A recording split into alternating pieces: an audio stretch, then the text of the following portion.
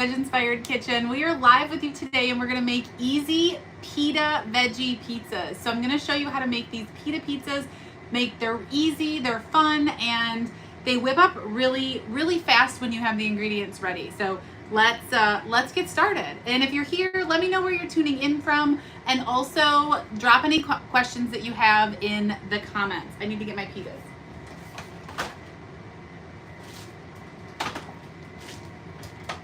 Okay, so for this recipe, what we're going to do, again, this is super easy. Like, this is one of those super easy meals that you can whip up anytime. I'm gonna use the Ezekiel pitas, but you can use any whole wheat, whole grain pita for a whole food option. I also have found some oil-free lavash bread. You could use that. Now, what we're gonna do, and this is my pro tip, we're going to take, let me just wrap these up.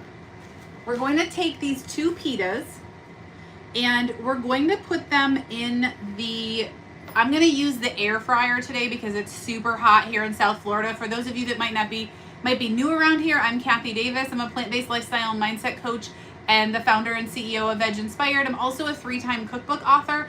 And fun fact, I traveled the United States full-time in an RV. So I'm coming to you right now from South Florida, and it hit almost 90 today. So it is hot, our air conditioner's running, and I do not want to turn on the oven. But I wanted to come live and do these fun pita pizzas, and they are great for summer. So I'm gonna use our air fryer, and the method is exactly the same.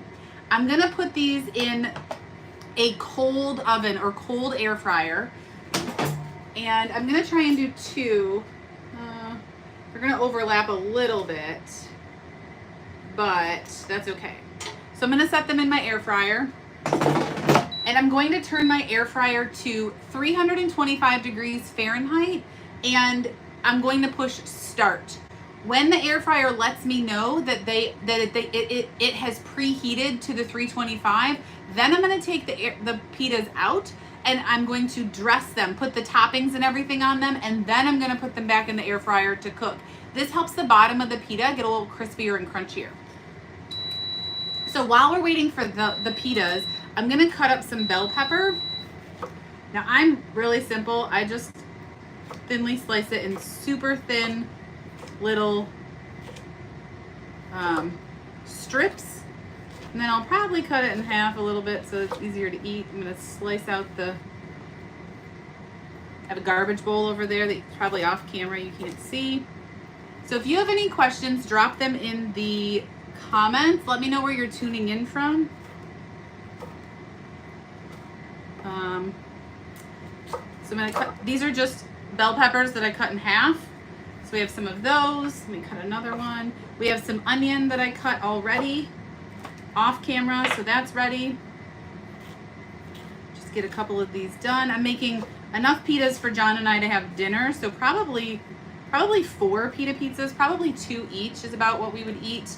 And then we're gonna pair that with a nice big salad of mixed greens and some other veggies and things like that. Last week I did a salad for you, so I wasn't gonna show you that. The other thing we need to do is we need to make our pizza sauce. So I'm just gonna use half a can of these crushed tomatoes. This is the Bianco di Napoli tomato. The smell of these is incredible. It is so good. If you can find these, we find them at Whole Foods. So good. So I'm not using an oily pizza sauce. I'm using a homemade one, and I'm going to take, like I said, half of a 28-ounce can, or you could use a 15-ounce tomato sauce. And I'm going to put in 1/4 of a teaspoon of oregano. I'm going to put in 1/4 of a teaspoon of garlic powder. Let's put these lids back on. And then I'm going to put in 1/2 of a teaspoon of dried basil. And I just love to make my own. I think it's so much easier, and it's flavorful, and it tastes good. So then we're just going to mix it up. The air fryer is letting me know that my pitas are ready. So when I take the pitas out, I'm gonna flip them over. They should be a little crispy. They're a little crispy and they're warm.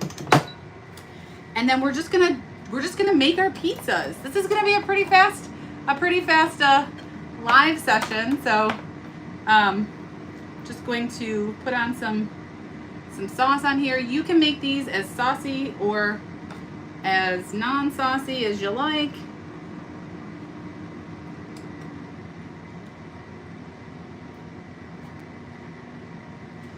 I'm gonna make them kind of not super saucy,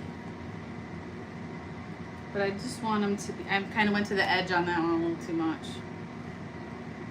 When John does it, he'll probably add, when he makes his, he'll make his own, he'll probably add some red pepper flakes right to the sauce right under here before he puts the veggies on. So that's also something you can do. And then I'm just gonna put on some veggies. These are bell peppers that I just cut for you. And I don't really have a rhyme or reason. I just kind of put them on how I think they'll go. Then I'm gonna put on some, like I said, I thinly sliced some red onion. Ooh, lentil soup sounds delicious. Sorry, I didn't grab my iPad, so I can only see the comment when it pops up, and then when it goes away, I can't see it anymore. But your lentil soup sounds delicious. I'm also going to use some canned portobello mushrooms. You know, we go back and forth on whether we want to use the portobello mushrooms or if we want to use canned or if we want to use fresh. I like to use canned because I like them to be cooked. And so this is just, again, I could have cooked the mushrooms ahead of time, which I've done in the past, and that's no big deal. But this is really, it's really easy if you just use the canned. And so these are organic portobellos from Edwards and Sons. I'm also cutting up some olives that didn't get cut up before. Just some red and green, or some Kalamata and some green olives.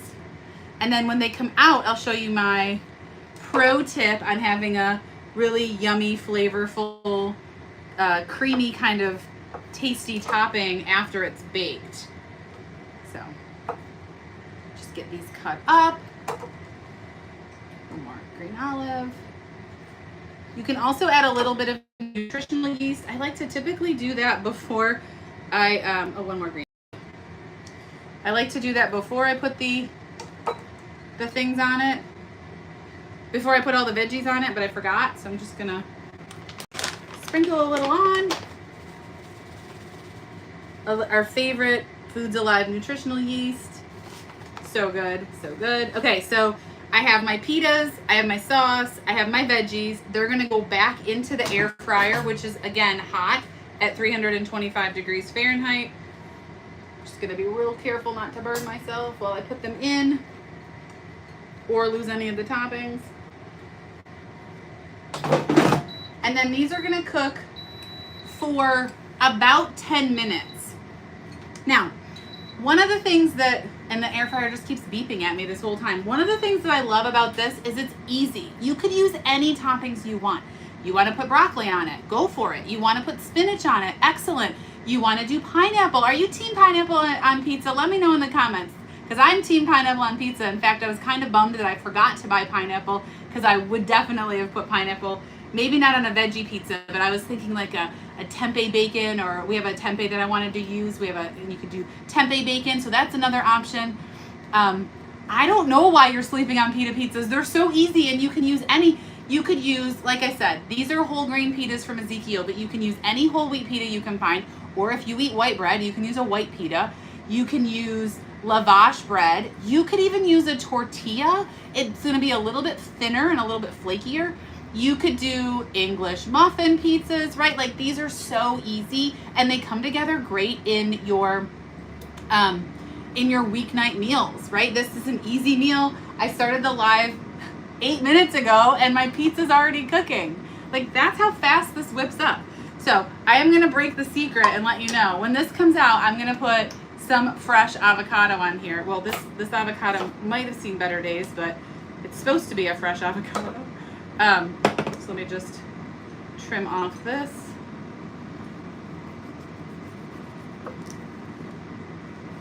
So we can get some of that nice green, bright avocado. And then I'll just take it and dice it up and put these little diced avocado right on my pizzas. And that adds such a beautiful, creamy flavor and it's just such a fun, fresh addition to your pizza. So if you've not tried avocado, do that. One of the things that I hear a lot, or questions that I get, is what do you do in place of cheese in this type of an application? And for me, I don't do anything. I mean, avocado is an awesome replacement, but it's not cheese. So sometimes I might make a cashew cheese sauce, or maybe buy tree line, or any of the like Kite Hill ricotta would be a good option. But I just like, for a whole food option, to throw a few, like I said, pieces of avocado right onto that veggie pizza, and it adds such a bright, flavorful delight. So that's awesome. Lisa says, I love pineapple on pizza. Yes, yes, yes, me too. Like I said, I'm really bummed I didn't buy pineapple, because I definitely probably would have put it on the veggie pizza. Like, why not? I might start doing that anyway. But yeah, it's just, like I said, this is an easy recipe. You know, we made our own oil-free sauce using these canned tomatoes. We cut all our own veggies. You could do, if you like, I mean, you could put anything on this pizza. Spicy peppers, if you like jalapenos or pickled jalapenos, you could put those on here. Tree Lime does have amazing ingredients. Yes, they're so good. They're oil-free. That would be a great addition to this pizza. And as I was saying before, you can really, make these pizzas your own. You don't have to follow what I'm doing. This is just an inspiration to give you an idea of some different things that you can eat for meals in your plant-based kitchen, right? Some of you might even have all these ingredients. You might have some mushrooms that need to be used up, so you cook them up real quick, right? I like green pepper and onion. Yes, I'm a red pepper person. I always put red pepper on everything instead of green, but we always do the definitely onion every time on every pizza. But usually it's red pepper for me. But and I don't like spicy, so I don't put the hot stuff on there. But John does, so he might do hot peppers. He might do jalapenos. He might do banana peppers, something like that. Would also go really, really well. I just keep checking the time on this, because I want to make sure that I've got enough time to answer your questions, but also to do this. So I did get a question ahead of time, and if you are dropping questions in the chat, you may need to, if I don't answer it, pop it in there again, because I didn't bring my iPad, and I can only see the question when it pops up on the bottom of the screen. But one question that I got ahead of time that they asked me was, what do I do about traveling as a vegan? Okay, so there's a lot of ways I can answer this. One thing that we do as vegans is we seek out restaurants with vegan options. Now, if you're a whole food eater, you might be looking for you might be aligning your wagon to a different type of restaurant. For us, we look for those do not miss, #1 top rated restaurants in the area. We often look for ones that they get a lot of good reviews, but they might not be the #1 in the area on Happy Cow. And we look for those because we want to find the outliers. We want to find those restaurants that maybe don't get enough attention, and the ones that have really good food. Now, a lot of times we will pick the whole food option. We'll pick the veggie burger that's made without all the processed ingredients, because we're not really team processed meat products. So we don't buy into the very processed veggie burgers and sausages and hot dogs and things like that. We like the homemade veggie burgers from scratch. We like the seitan ingredients, which we have a special collaboration coming up for you in a video in just a couple of weeks, and I'm so incredibly excited about this. So make sure you're subscribed so you don't miss that collaboration with our local restaurant where we are in South Florida. But we look for those types of ingredients. So we're looking for restaurants that do align with our more whole food, clean approach. Now, some of them do use oil because that's a common thing that most people cook with oil. And so there aren't a lot of whole food restaurants. If you know of any whole food restaurants, you feel free to drop them in the comments of this video. So when we're traveling, we do a lot of planning ahead, right? We no longer are off the cuff eaters. Like, I know where we're eating the next 5 months. I mean, we have looked on our route of traveling of where the restaurants we want to go to, when we want to eat out. Like, we plan ahead. We don't just live on the fly. And some people might be like, oh, that doesn't sound very exciting. But we got into the habit when we first hit the road in the RV 6 years ago of eating out all the time whenever we wanted.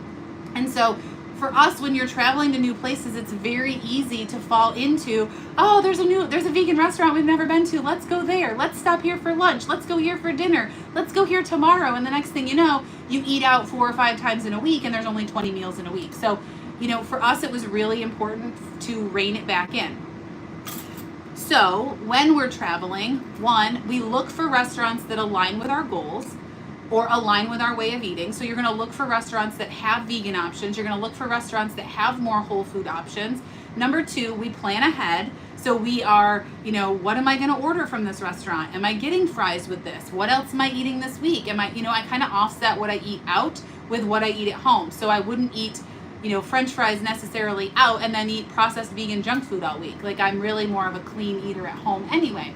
And then the third thing that we do is we try to make suggestions when we're going out with other people.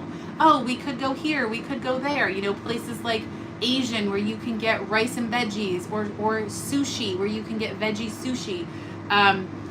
Some Thai restaurants, although they might cook with a little more oil than you're used to, they can do noodles and rice, or noodles and veggies, or spring rolls with tofu. Steakhouses that don't put bacon on their baked potato, that's another option. Olive Garden is another option. Again, they do use oil, but that's a great restaurant that you can go to with your family, right?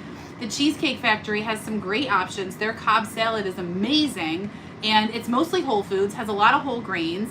It does have an oily salad dressing, but you could pack a purse dressing and just get this amazing spread of, salad and veggies. So there's lots of different things that you can do when you're traveling to, really help yourself stick to your goals. It comes down to planning though. And as a meal planner, right, I run the Successfully Plant-Based program. One of the tools that we teach our clients every week is meal planning. So for me, it's really about planning. How can I be prepared and intentional with the foods that I'm eating when I'm traveling, when I'm eating out, and those types of questions that I ask myself. So let's check on these pizzas. Oh, we have 1 minute left, you guys. They smell so good. I can smell the garlic that we put in, and the sauce, and the tomato sauce smells so good, and the peppers are starting to cook up. I mean, it's very delightful and it smells good. So if you're cooking this in your own oven, again, what I did was I took the pitas, I put them in a cold oven, heated it from cold to 325 degrees Fahrenheit, brought the pitas out. I flipped the pitas over. I don't know if you caught that. I flipped them over, and I, from how they came out of the oven, and then I dressed or put the toppings on that underside. And so then they went back into a 325 degree oven, or in this case our air fryer, for 10 to 12 minutes. So I'm going to check them at 10 minutes. They might need to go back in for another 2 minutes. I don't think they will. The air fryer cooks pretty quick. And so you're just going to look for that texture, that golden brown edge on your pita, and we're almost done. Okay, so my pita is nice and crispy. I'm going to try to get this out without flipping it over and without scratching the inside of my... Oh, I did a good job. Okay, so I got 2 here. They're nice and golden brown and crispy. They're crispy. You're gonna hear them crisp when I cut them. But first, I'm gonna add little pieces of avocado to my pizza. You guys, this is amazing. Like, how delicious does this look? It's so good. It's loaded with veggies. I really need a spoon to do this properly and not cut myself. I don't need to use the sharp chef's knife at my fingers. If my mom's watching, she's like, don't cut yourself on live. Or ever. She'd be saying ever, but don't cut myself. Okay, and then I probably should also be using the pizza cutter, but I've got the knife right here, so we'll just do that. Right in half. You can hear the crunch. Not sure if you could hear the crunch because the air conditioner's going, but you guys, look at this pizza. This pizza. Can you see it? Oh my gosh, so good.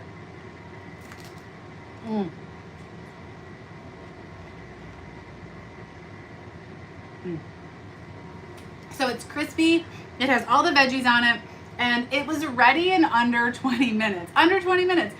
And the insane part about this is if you were doing this and not talking to other people and cutting and like, you could have had all this stuff whipped up and probably ready in the 15 minutes that it takes to preheat and then go. And I saw you adding it to your easy recipe list. It is a sure thing. And you can also, like I said, whip up a salad, a nice green salad to go with it. For me, I'm just gonna toss those greens in a little bit of seasoned rice vinegar, a dash of balsamic, and some of my spice blends, and I'll have the perfect pitas. But okay, let me put some more avocado on the second one. And I'll show you one that's not cut. And I'll not cut myself live. I won't cut myself anyway, but I won't cut myself live either. Nobody wants to see that.